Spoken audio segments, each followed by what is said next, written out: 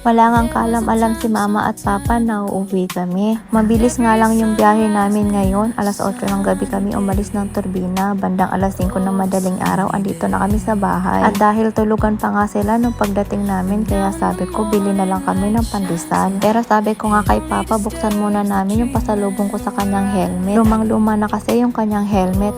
Buti na nga lang at nagustuhan niya naman nung pinili ko para sa kanya. At saktong-sakto nga lang din yung size kay papa. Sabi ko nga ako muna yung gagamit. At sa wakas nga makakapag-rides na ulit kasama si Uno. Tara na!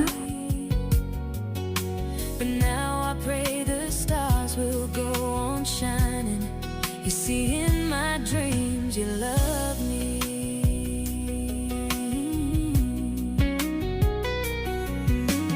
Daybreak is a joyful time.